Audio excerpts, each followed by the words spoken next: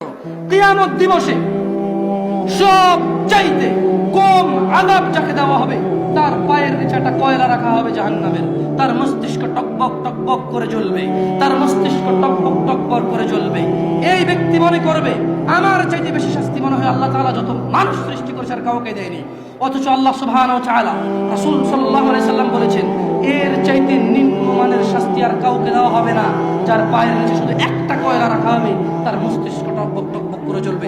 আল্লাহ সুবহানাহু ওয়া তাআলা বলেন ইউবাসসিরুনহুম, ও মুহাম্মদ সাল্লাল্লাহু আলাইহি সাল্লাম আপনি দেখবেন অপরাধীরা যারা ঘুষ নিয়ে ব্যস্ত, সুদ নিয়ে ব্যস্ত, জিনা নিয়ে ব্যস্ত, মদ নিয়ে ব্যস্ত, জুয়া নিয়ে ব্যস্ত, মিথ্যা নিয়ে ব্যস্ত, আযানকে পরোয়া করে না, সালাতকে পরোয়া করে না, বেনামাজি হওয়াকে কুফরি মনে করে না। ইউবাসসিরুনহুম, আপনি দেখবেন ইয়াওয়াদুল মুজরিম, এই অপরাধীগুলো লাউ ইফতাদি মিন আযাবি ইয়াউমিযিন বিবানি, তারা আল্লাহকে বলবে ইয়া আল্লাহ, ইয়া আল্লাহ এই ছেলেকে নিয়ে নেন, ইয়া আল্লাহ এই ছেলেকে জাহান্নামে দিয়ে দেন, আমার মুক্তিপণ হিসেবে আমি ছেলেকে দিয়ে দিলাম, আমাকে আজকে আপনি জাহান্নামের আগুন থেকে বাঁচিয়ে দেন।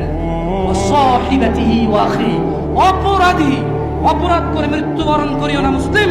এজন্য আমি বক্তব্যের শুরুতে বলেছিলাম ওয়ালা তামুতুন্না ইল্লা ওয়া আনতুম মুসলিমুন, মুসলমান হওয়া ছাড়া মরিও না।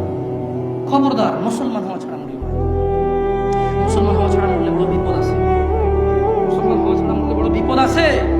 ইউবাসসিরুনহুম ইয়াওয়াদুল মুজরিমু লাউ ইফতাদি মিন আযাবি ইয়াউমিযিন বিবানি, সেদিন অপরাধী আল্লাহকে মুক্তিপণ হিসেবে দিতে চাইবে তার ছেলেকে, এত আদরের ছেলে যার জন্য এত আয়োজন, যার আকিকায় 10টা গরু জবে হয়, যার জন্মদিনে সিনেমার নায়ক নায়িকা এসে অংশগ্রহণ করে, যার জন্মদিনে কোনো মসজিদ মাদ্রাসায় সে দান করে, যে খুন করে আসলে সে বলে আমার ছেলে নির্দোষ, সবচেয়ে বড় উকিলকে হায়ার করে।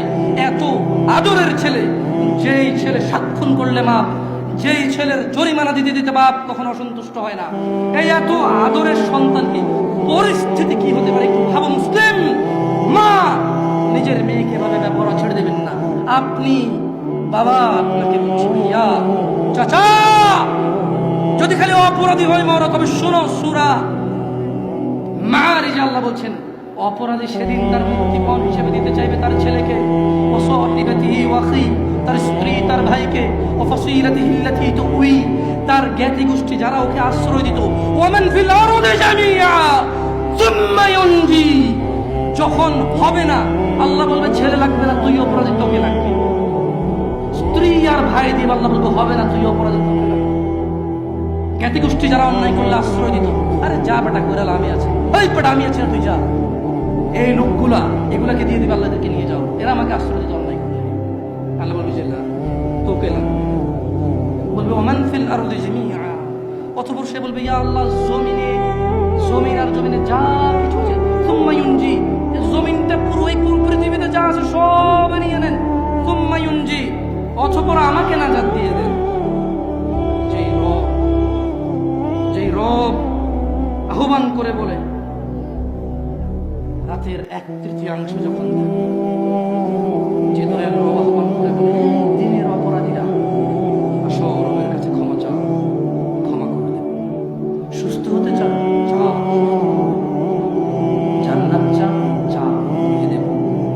এত দয়ালু রব যিনি বলে বান্দা তুমি জমিন থেকে আকাশ পর্যন্ত তুলে নিয়ে আসো, রব জমিন থেকে আকাশ পর্যন্ত দয়া নিয়ে আসো, আমার সাথে শিরিক করো না। এত দয়ালু রব সেদিন ওই অপরাধী হয়ে যদি মারা যান, অপরাধী হয়ে যদি মারা যান, তাহলে এত দয়ালু রব যিনি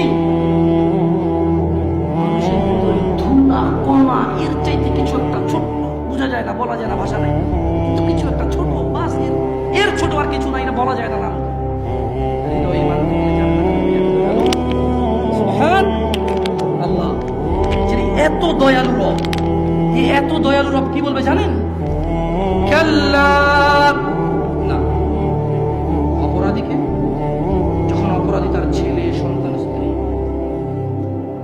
অপরাধী যখন তার ছেলে সন্তান স্ত্রী ভাই দুনিয়ার যা আছে সব দিবে, আল্লাহ বলবে কাল্লা, না, ইন্নাহা লাযা, এটা লেলিহান আগুন, নাযাআতাল লিশাওয়া, যা মানুষের মাথার চামড়া কষে দেবে, তাদউ মান আদবারা ওয়া তাওয়াল্লা, জাহান্নাম অহংকারীকে ডাকবে, সত্য থেকে বিমুখ যে থাকে তাকে ডাকবে।